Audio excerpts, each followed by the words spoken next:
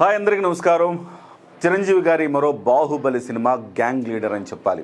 వాస్తవానికి అప్పట్లో 1991లోనే ఈ సినిమా దాదాపుగా 18 కోట్ల రూపాయల గ్రాస్ వసూలు చేసినట్టుగా లెక్కలు చెప్తున్నాయి.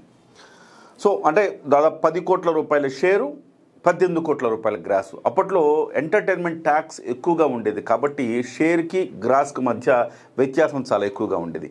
అందుకే 18 కోట్ల రూపాయలు ఆ రోజుల్లో గ్రాస్ వసూళ్లు చేసింది ఈ సినిమా అని చెప్తారు. అంటే ఇంతకుముందు మనం మాట్లాడుకున్న ఒక సినిమా గురించి 15 కోట్ల గ్రాస్ వసూలు చేస్తే 2200 కోట్ల రూపాయలు ఇవాళ పాన్ ఇండియా రేంజ్లో ఊహిస్తే ఆ సినిమా అని చెప్పాను నేను. సో వాస్తవానికి ఇది ఆ రోజుల్లో పాన్ ఇండియా సినిమా అని చెప్పాలి. ఎందుకు ఆ రోజుల్లో పాన్ ఇండియా సినిమా అంటే మొదట తెలుగులో రిలీజ్ చేశారు. తెలుగులో రిలీజ్ చేసిన తర్వాత ఈ సూపర్ డూపర్ హిట్ అయింది. తెలుగులో మాస్ ఇమేజ్ బీభత్సంగా చిరంజీవి గారికి వచ్చింది. సేమ్ ఇది తమిళ్లో రిలీజ్ చేశారు. తమిళ తర్వాత కర్ణాటకలో రిలీజ్ చేశారు. తర్వాత కేరళలో రిలీజ్ చేశారు. తర్వాత ఆజ్ కా గూండారాజ్ పేరుతో దీన్ని హిందీలోకి రీమేక్ చేశారు. అంటే విడతల వారికి ఇప్పట్లాగా పాన్ ఇండియా అంటే ఒకేసారి పాన్ ఇండియా రేంజ్లో రిలీజ్ అవ్వకపోయినప్పటికీ దీన్ని డబ్బింగ్ చేసి తమిళ్లో రిలీజ్ చేశారు. తర్వాత కేరళలో అంటే మలయాళంలో రిలీజ్ చేశారు, కన్నడలో రిలీజ్ చేశారు. సో ఇవన్నీ కూడా వర్షన్ ఒకటి తర్వాత ఒకటి రిలీజ్ చేసుకుంటూ వచ్చారు. అంటే ఇందులో అద్భుతంగా వసూళ్లు సాధించింది కాబట్టి ఆ రకంగా అన్ని చోట్ల డబ్బింగ్ అయింది. ఆ తర్వాత ఫస్ట్ దీన్ని తీసుకుని ఆజ్ కా గూండారాజ్ పేరుతోటి గ్యాంగ్ లీడర్ని అక్కడ రీమేక్ చేసి తీసుకెళ్ళటం జరిగింది. సో ఆజ్ కా గూండారాజ్ పాటలు కూడా సూపర్ డూపర్ హిట్ అయ్యి పప్పీ లహరి సంగీతం ఇది. సో హిందీ వాళ్ళకు కూడా తెగ నచ్చేసింది. హిందీలోకి వెళ్ళి హిందీ పాటలు మళ్ళీ తెలుగులోకి తర్జుమాయి మళ్ళీ తెలుగులో కూడా రిలీజ్ అయింది. అంత బీభత్సమైన ఇమేజ్ చిరంజీవి గారికి సొంతమైందని చెప్పాలి. గ్యాంగ్ లీడర్ అప్పట్లో మాస్ ఇమేజ్ అంటే జగదేక్ వీరుడు అతిలోక సుందరి 1990లో మే 9న రిలీజ్ అయితే కరెక్ట్గా ఈ సినిమా కూడా మే 9, 1991లో రిలీజ్ అయింది. అంటే కరెక్ట్గా 1 ఇయర్కి అనమాట. ఆ 1 ఇయర్ తర్వాత రిలీజ్ అయ్యి చిరంజీవిని జగదేక్ వీరుడు అతిలోక సుందరి ఒక క్లాస్ మాస్ ఇమేజ్ మీద పైన సింహాసనం మీద కూర్చోబెట్టిందని చెప్పాలి. అద్భుతమైన హిట్. ఇండస్ట్రీ రికార్డులన్నీ బ్రేక్ అయిపోయినాయి. ఆ రికార్డును బ్రేక్ చేసినట్టు గ్యాంగ్ లీడర్ సినిమా మళ్ళీ 1 ఇయర్ తర్వాత తన రికార్డులను తానే బ్రేక్ చేసుకున్నారు. అక్కడ 15 కోట్లు అయితే ఇక్కడ 18 కోట్లు. 1 ఇయర్ తర్వాత తన రికార్డులను తానే బ్రేక్ చేసుకున్నారు చిరంజీవి గారు. వాస్తవానికి గ్యాంగ్ లీడర్ సినిమా వాస్తవానికి ఆ కథ ఇప్పుడు మనం చూసిన గ్యాంగ్ లీడర్ సినిమా కథ కాదట.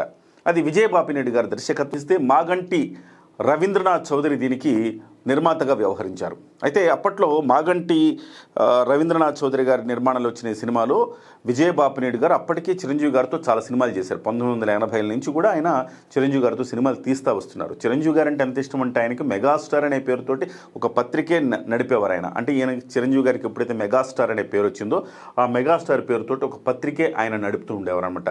సో ఆ పత్రికలో దేవిశ్రీ ప్రసాద్ వాళ్ళ నాన్నగారు సత్యమూర్తి గారు ఒక కాలం రాసేవారు. ఆ పత్రికలో ఒక సీరియల్ రాసేవారు గ్యాంగ్ లీడర్ పేరుతోటి.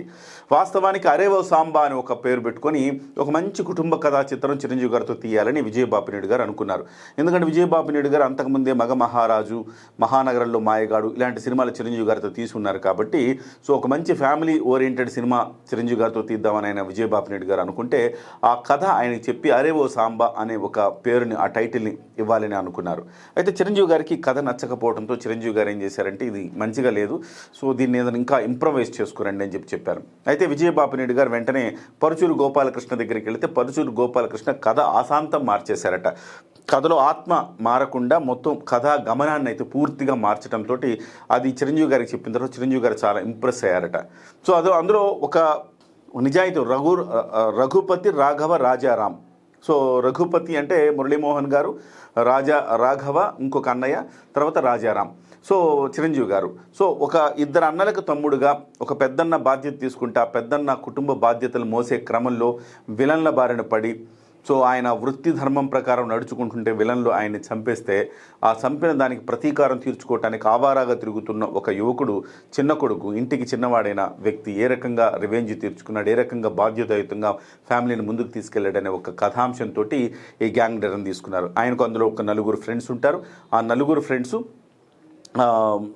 ఈ వాళ్ళ అన్నయ్యను చంపడం చూసిన తర్వాత వాళ్ళు వీళ్ళకి చెప్పడానికి సతమతమవుతూ ఆ తర్వాత రకరకాల కోణాల్లో మొత్తం ఒక టెంపో తీసుకొచ్చి ఈ కథాగమనాన్ని తీసుకొస్తారు. డెఫినెట్గా ఇందులో కామెడీకి కామెడీ, యాక్షన్కి యాక్షన్ ఉంది. అసలు చిరంజీవి గారికి విజయశాంతి గారికి కెమిస్ట్రీ అయితే అదిరిపోయిందని చెప్పాలి. వాన వెల్లువాయే పాట ఇప్పటికి కూడా అజరామరంగా ఉంటుందని చెప్పాలి. వాన వెల్లువాయే పాటలో చిరంజీవి గారి క్యూట్ ఎక్స్ప్రెషన్స్ కావచ్చు, ఆ డాన్స్ కావచ్చు, ఆ పిక్చరైజేషన్ కావచ్చు, అసలుకు నభూతో నా భవిష్యత్తు అని చెప్పాలి. ఆ తర్వాత రామ్ చరణ్ గారు 2012లో అదే పాటను మళ్ళీ రీమేక్ కూడా చేశారు. సో రీమేక్ చేస్తే అంతే అందంగా మళ్ళీ తమన్నా అండ్ రామ్ చరణ్ గారు కూడా అంతే అందంగా నర్తించారు ఆ సినిమా ఆ పాటలో కూడా. బట్ ఏదేమైనా ఒరిజినలే కదా. చిరంజీవి గారి వాన వెలువైన అసలుకి ఎవరు ఇంకా మ్యాచ్ చేయలేరు. ఈవెన్ రామ్ చరణ్ గారు కూడా మ్యాచ్ చేయలేరు. చిరంజీవి గారి కంటే అద్భుతంగా గ్రేస్తో డ్యాన్స్ చేసి ఉండొచ్చు రామ్ చరణ్ గారు, కానీ చిరంజీవి గారి క్యూట్ మూమెంట్స్ కావచ్చు, చిరంజీవి గారి సింపుల్ స్టెప్స్ కూడా ఎంతో అందంగా చిరంజీవి గారు వేయటం కావచ్చు, అదంతా కూడా చిరంజీవి గారిని ఎవరు మ్యాచ్ చేయలేరు అని కూడా మనం చెప్పుకోవచ్చు. ఆ తర్వాత చిరంజీవి గారు మిగతా పాటల్లో కూడా చాలా పాటలు, సండే అనరు మండే అనరు, ఇవన్నీ కూడా పప్పీ లహరి సంగీతంలో వచ్చిన పాటలు కూడా సూపర్ డూపర్ హిట్ అయ్యాయి. ఎస్పెషల్లీ చిరంజీవికి విజయశాంతికి మధ్య వచ్చే కొన్ని సన్నివేశాలు అద్భుతంగా అనిపిస్తాయి. మంచి కెమిస్ట్రీ వాళ్ళిద్దరి మీద పడింది. ఎస్పెషల్లీ నిర్మలమ్మతోటి చిరంజీవి గారికి ఉన్న సన్నివేశాలు ఆ రోజుల్లో కడుపుబ్బా నవ్విస్తాయి. అంటే నిర్మలమ్మ తన భర్త పోలికతో పుట్టాడు కాబట్టి చిరంజీవి గారిని ఏమనకుండా ఉంటుందన్నమాట. ఆ సన్నివేశాల్లో చిరంజీవి గారి నటన కావచ్చు, చిరంజీవి గారి కామెడీ కావచ్చు హైలైట్ అని చెప్పాలి. ఇకపోతే రావు గోపాలరావు గారు ఇతరులు చేసిన పాత్రలు వారి పాత్రల మేరకు అద్భుతంగా పండాయని చెప్పాలి. చిరంజీవి గారికి ఈ సినిమా ఒక గొప్ప ఇమేజ్ని తెచ్చిపెట్టిందని చెప్పాలి, మాస్ హీరో ఇమేజ్ని. సో ఆల్రెడీ అప్పటికే ఆయన మెగాస్టార్ ఒక రేంజ్కి వచ్చేస్తున్నారు, ఒక స్టార్ డమ్ ఆయనతో వెలుగుతూ ఉన్నారు. దానికి 10 మళ్ళీ స్టార్ డమ్ని తీసుకొచ్చిన సినిమా గ్యాంగ్ లీడర్ అని చెప్పాలి. గ్యాంగ్ లీడర్ ఆ రోజుల్లోనే 18 కోట్లు అంటే మరో బాహుబలి అని చెప్పొచ్చు గ్యాంగ్ లీడర్ సినిమాని. సో అలాంటి సినిమాలు మళ్ళీ చిరంజీవి గారి నుంచి మళ్ళీ రావాలని ఇవన్నీ చూస్తాం కదా. చూసినప్పుడు మొన్న మనశంకర్ వరప్రసాద్ ఎందుకు అంత హిట్ అయిందంటే, సో అవన్నీ కూడా ఎక్కడెక్కడో మన మనసుల్లో అలా ముద్రించబడిపోయి ఉన్నాయన్నమాట. వాటన్నిటిలో చూసుకుంటే ఈ పోస్టర్ చూశారు కదా, ఈ పోస్టర్ని మనశంకర్ వరప్రసాద్లో కూడా మళ్ళీ మనం ఈ మధ్యకాలంలో వచ్చిన సినిమాల్లో 1-2 సినిమాలు ఈ పోస్టర్ని పోలి ఉండే పిక్చరైజేషన్ చూసామన్నమాట మనం. సో చిరంజీవి గారు వింటేజ్ చిరంజీవి గారు అంటే ఈ గ్యాంగ్ లీడరు, రౌడీ అల్లుడు, ఘరానా మొగుడు, తర్వాత మొన్న జగదేకవీరుడు అత్తులకి సుందరి, ఇవన్నీ కూడా వింటేజ్ చిరంజీవి గారిని చూపిస్తారనమాట. చిరంజీవి గారు అంటే మనకు అవే అలా చిరస్థాయిగా నిలిచిపోయి ఉంటాయి. అందుకే అవన్నీ కూడా దర్శకులు ఏం చేస్తున్నారు, ఇప్పుడు వచ్చిన దర్శకులు వాటిలో ఏదో ఒక బిట్ తీసుకుని మళ్ళీ ఇంకొకసారి చిరంజీవి గారిని అలా చూపిద్దామని చెప్పేసి ప్రయత్నం చేస్తున్నారు. ఏదేమైనా చిరంజీవి గారు ఆ రోజుల్లోనే వరుస బాహుబలులు సృష్టించారు అని చెప్పుకోవచ్చు.